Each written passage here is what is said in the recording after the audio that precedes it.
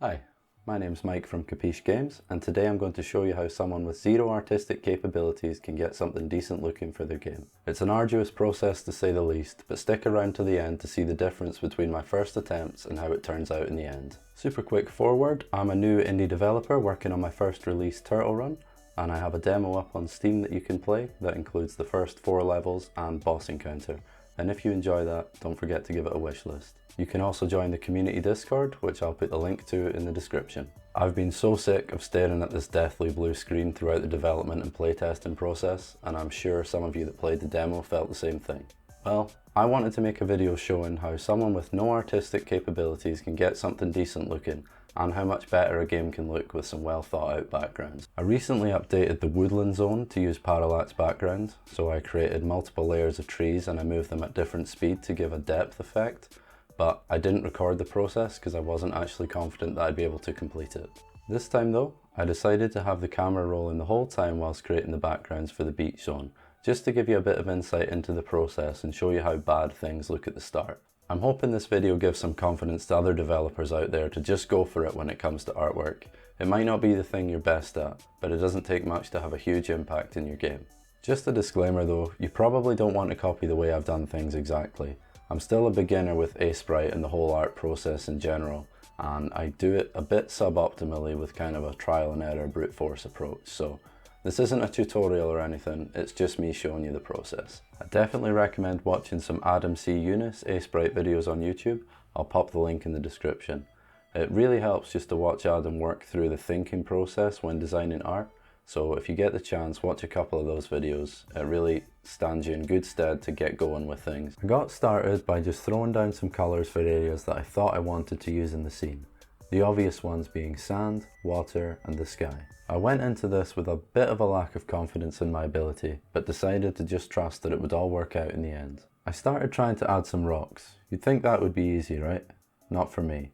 I just kept getting left with piles of elephant dung. Certainly not something you'd find at my local beach, so I left it alone. Let's try something easier. Some small mounds of grass?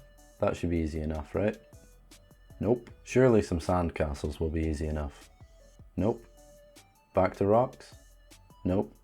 Okay. What's something easy that I can add to include more detail? Boats. I needed a win badly at this point. I'm losing faith and even started looking on Fiverr for artists that could take over this part of the project for me.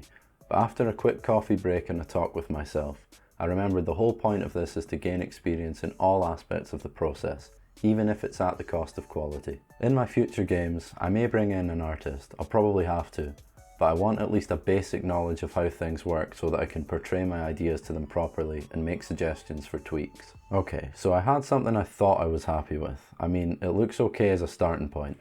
Maybe adding it to the game will help with visualization and give me some inspiration.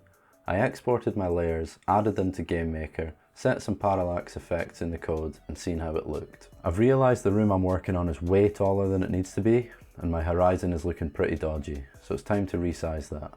Unfortunately, that means you'll be seeing boxes for floor objects for some of this video, as I didn't want to spend the time retiling objects that might move again in the future. I got the strangest bug ever here. It took me a while to figure out. Turns out that hiding my background layer causes all sorts of insane issues, and I didn't have the energy to investigate why, so I just made sure it was showing and carried on. After figuring that out and adding everything back in, I realised that my layers are way too big for the viewport and you don't get to see enough of the background environment at all. I'm also realising that it just kinda looks like ass. I half-heartedly resized all of the layers to be more in line with the viewport size to see if that would magically make things look good.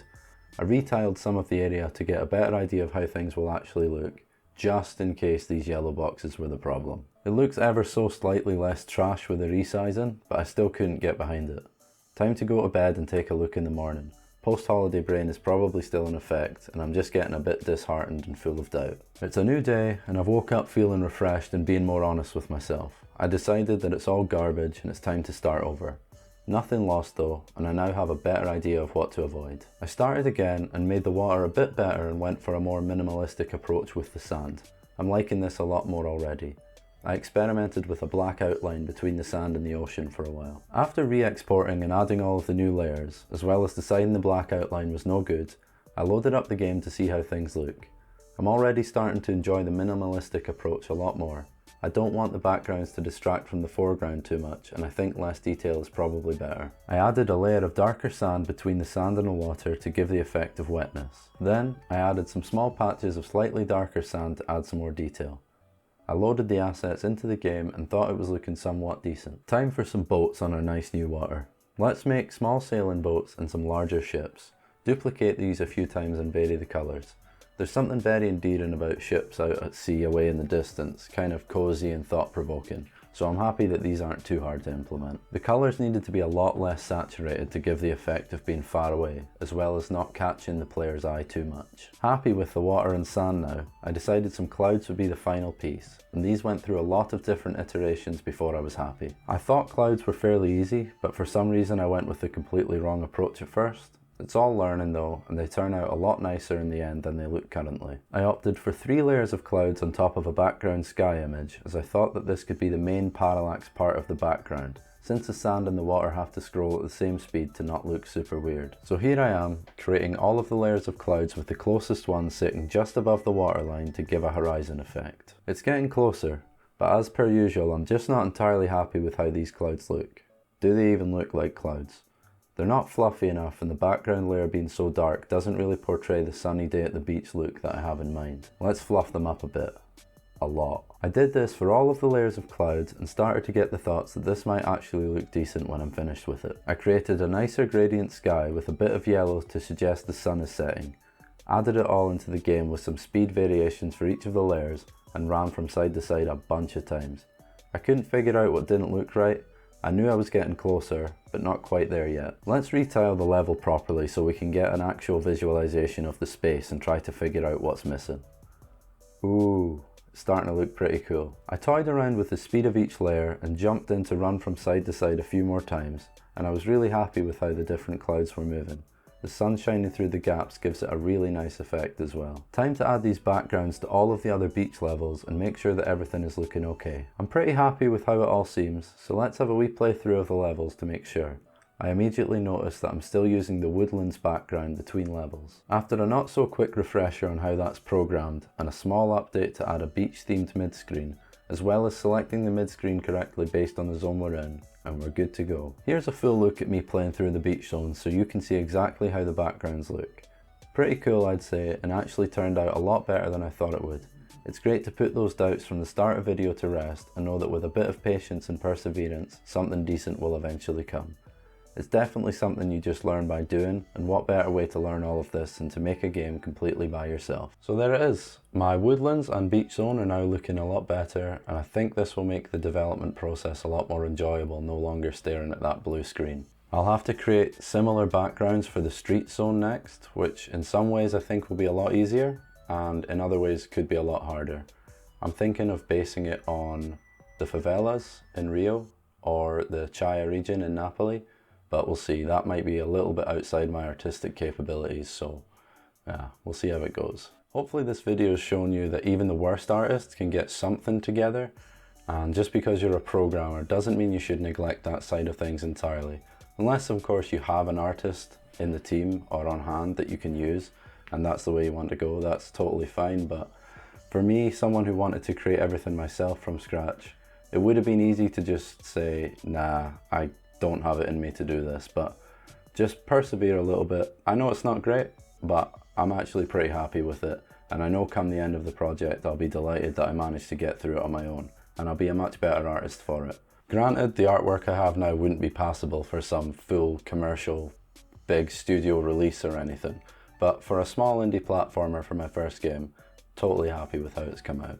You've seen how bad things looked at the start, so just remember, if I can do it, you can do it. And if you're any worse than me, just don't even bother. Nah, I'm kidding. Despite my current level being really low, it's actually so much better than it was when I started out back in March. And that's only a few months, and I literally couldn't even get a 16 by 16 character sprite looking anything less than mental. So yeah, there's levels to it, and obviously we might still be at the bottom of those levels, but who cares?